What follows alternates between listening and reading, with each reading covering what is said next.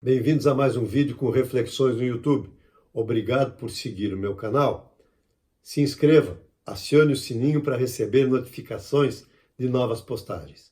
Nesse dia 1º de outubro de 2019, o governo do presidente Jair Bolsonaro completa 10 meses. É um governo extremamente exitoso, que merece a nossa saudação e o nosso aplauso.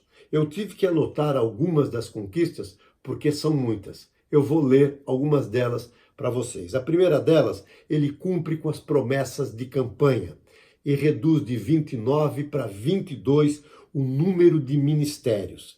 Ele modifica o panorama político do Brasil, deixa a esquerda isolada e sem discurso, porque cumpre e integra os ministérios adotando o critério eminentemente técnico e nomeia 22 notáveis sem fazer o famoso toma lá, dá cá.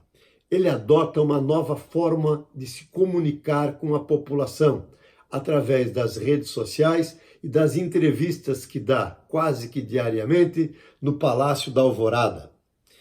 Ele faz uma composição que permite a extinção de 21 mil cargos em comissão e em funções remuneradas. Uma economia de bilhões de reais para os cofres públicos, privando do cabide político aquelas indicações dos governos de Lula, Dilma e de Fernando Henrique Cardoso.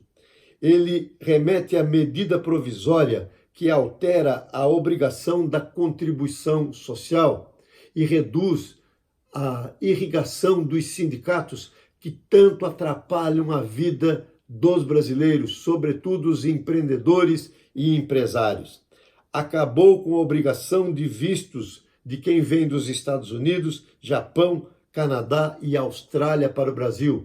Isso já está tendo um reflexo significativo nos nossos investimentos dessas pessoas vindas desses países para o nosso país. Ele decreta que a ficha limpa deve ser um requisito para todos quantos queiram ocupar cargos em comissão do governo federal. Ele adota o uso da tecnologia israelense para irrigar o Nordeste, e essa deve ser uma realidade em expansão em todo o curso do seu mandato. Ao final, nós teremos um problema histórico do Brasil resolvido. Ele passou para a iniciativa privada 23 rodovias, portos, aeroportos e ferrovias em todo o Brasil.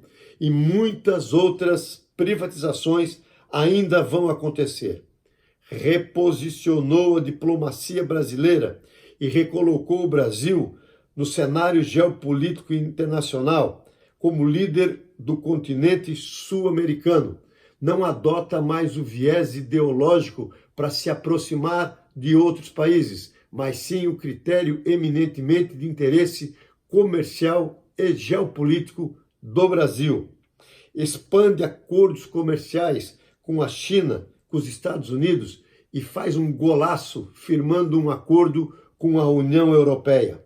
Faz um alinhamento estratégico e histórico do Brasil com os Estados Unidos e com Israel, da onde vem tecnologia de ponta para educação, segurança e agricultura. Retoma o respeito internacional com um pronunciamento histórico feito na abertura da Assembleia das Nações Unidas, onde denunciou os malefícios que a esquerda causou em toda a América Latina, a partir de Cuba, Venezuela e Bolívia. Recoloca sob domínio do Brasil a soberania da Amazônia brasileira, sem deixar de enfrentar a questão das terras indígenas e de pôr limites à atuação das ONGs internacionais nas regiões. Criou a MP da Liberdade Econômica, um marco do liberalismo econômico nacional que está proporcionando a possibilidade de novos investimentos por parte de empreendedores e empresários nacionais, como da vinda de capital estrangeiro para o Brasil. Dezenas de empresas internacionais anunciam investimento em nosso país, sobretudo no Nordeste. Ele estabeleceu o 13º salário para o Bolsa Família, quando toda a esquerda e a imprensa dizia que ele iria cortar este programa social. Ele fez a redução do número de invasões de terras, sufocando o ativismo ideológico e criminoso do MST e outros movimentos cogêneres. Extinguiu centenas de conselhos de administrações de empresas públicas usadas como cabides de emprego nos governos do Fernando Henrique, do Lula e da Dilma. Ele combateu o uso irregular da Lei Rouanet, acabou a mamata para artistas que tinham alinhamento ideológico com o poder. O foco cultural, a partir de então, está no pequeno artista. Assinou o ato que impede qualquer sigilo de crédito bancário quando realizado por bancos públicos. Expande a internet para milhões de estudantes, principalmente na região Nordeste. Remete ao Congresso o pacote anticorrupção e anticrime. Adota a menor taxa Selic da história do Brasil, 5,5%. Estabelece uma queda do desemprego. São 500 mil novos empregos com carteira assinada nesses 10 primeiros meses de governo. Reforma da Previdência é feita sem concessões políticas. Aquilo que Fernando Henrique, Lula, Dilma e Temer tinham tentado e tinham condições de fazer e não fizeram por desídia, Bolsonaro fez. Está pronta a reforma tributária, realinhando a economia do Brasil. Fez um veto ao aumento anual do fundo eleitoral. Reduziu o déficit primário em 5 bilhões, com corte de despesas totais. Fez o corte das verbas publicitárias e do esbanjamento do dinheiro público destinado a alimentar a grande mídia, sobretudo Globo, Folha de São Paulo e Estadão. A teta secou para esses. Pensão a crianças portadoras de microencefalia, revelando uma sensibilidade social a um problema dos nossos irmãos com essas doenças. Veto à lei de abuso de autoridade.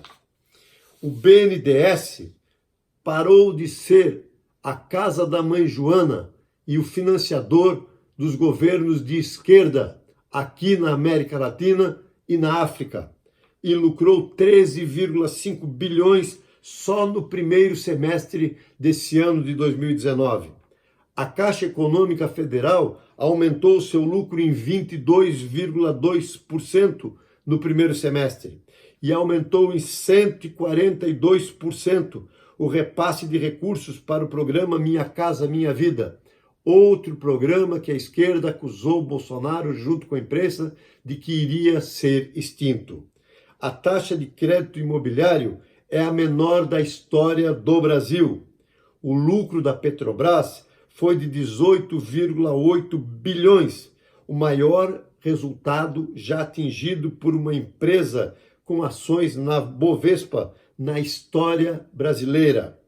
O superávit da balança comercial é de 2,93 bilhões de reais. A venda de veículos novos subiu 12%. O setor de máquinas e equipamentos cresceu 2,4%. Os crimes violentos reduziram 22%, uma estatística que coloca o governo num patamar inigualável na nossa história. Teremos a maior safra no agronegócio no ano de 2020, com a mesma área plantada. Ele prepara a reforma tributária, que será um marco do seu governo também. Liberou o fundo de garantia, parcialmente, para saques, recolocando milhões de reais na economia, favorecendo o trabalhador. Ele fez a privatização e a redução de empresas públicas.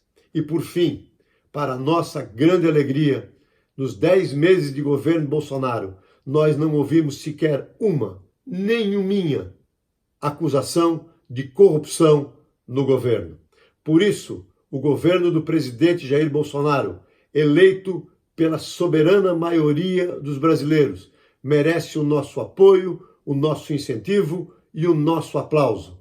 Nunca foi tão importante a frase: Brasil acima de tudo, Deus acima de todos.